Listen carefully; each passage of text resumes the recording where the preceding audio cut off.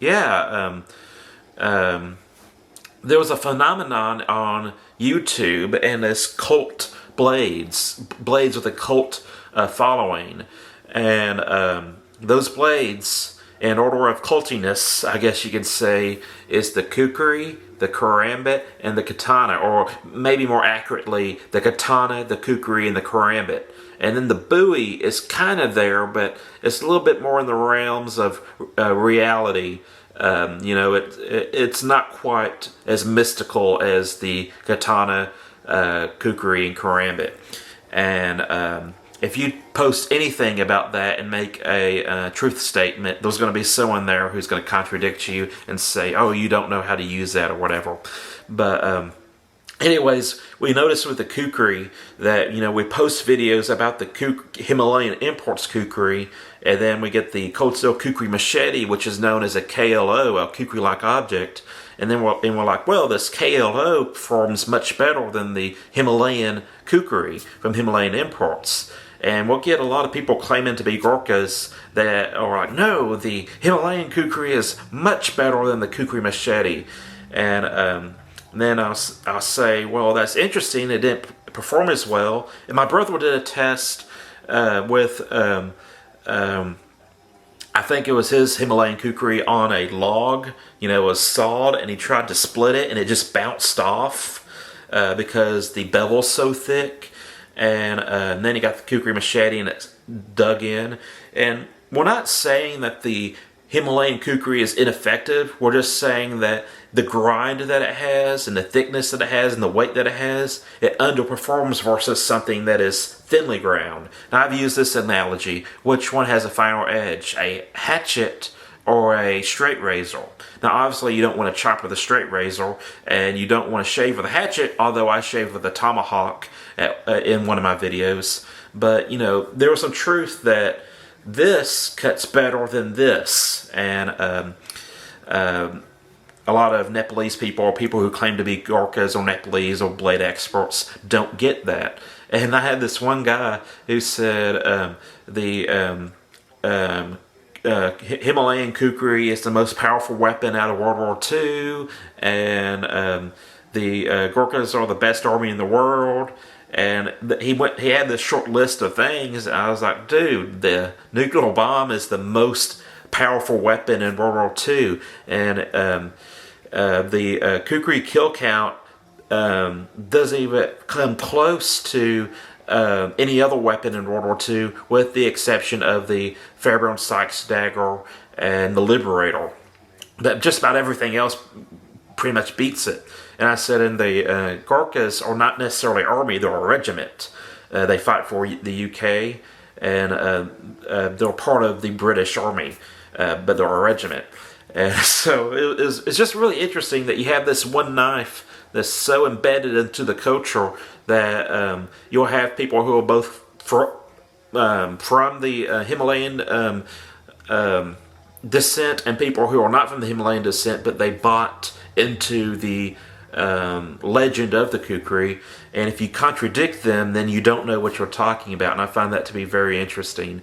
And I even had I don't have my karambit with me, but I had this video where I talked about how I envision using the karambit. It's the Emerson karambit. You come up, and you just draw a cut across the arm, and then this way across the neck. I've never done this to anybody. I might have to do a Pork Man with it, a Battle Blades video with it. But I just thought that would be the quickest way to get two cuts, is, like that. And I'm not claiming to be a karambit expert. I watched Ernest Emerson's video on the karambit, and I think he has one of the more practical instructional videos on the karambit. But, first thing you want to do is handle this opposing weapon hand that's coming at you, and take care of that. And then while you're in that motion, go across the neck or the face or whatever, and either demoralize them, take the will to fight away, or take them out, depending on what happens. But the karambit's a close quarters weapon, and I was like, hey, this is how I'm going to use my karambit. This is the most quick and dirty, easy thing I can think to do with the karambit, is to draw it out, cut the opposing arm, and the flexor tendons, and then come back across this way. And that's kind of what I practice. I do need to actually try it on an organic medium to see how it works, but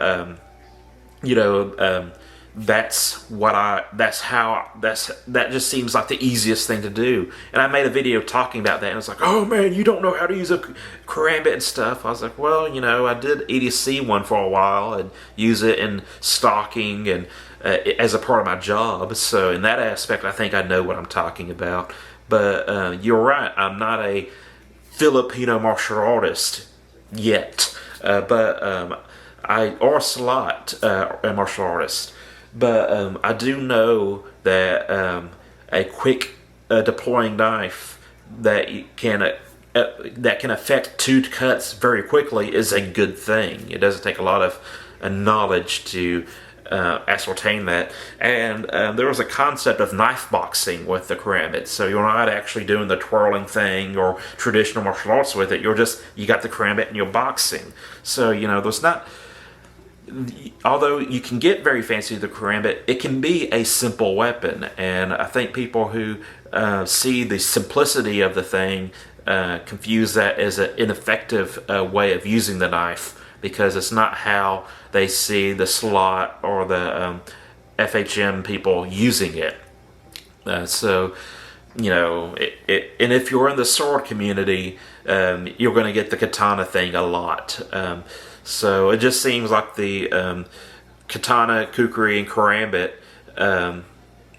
both starting with K's, all three of them starting with K's, get a lot of legend and lore and mythology behind them that really inhibits people from looking at them objectively. And then the Bowie kind of gets in there, but the Bowie is a little bit more widespread in North America, and so you actually have people carrying the Bowie for hunting or camping, so they see it for what it is as a tool, but you don't see a lot of people carrying the Bowie for self-defense. And I've carried the Bowie for self-defense. I think it's an awesome fixed blade for that purpose, but it's not the most practical thing you can carry for self-defense, but I think it is a very effective thing you can carry for self-defense.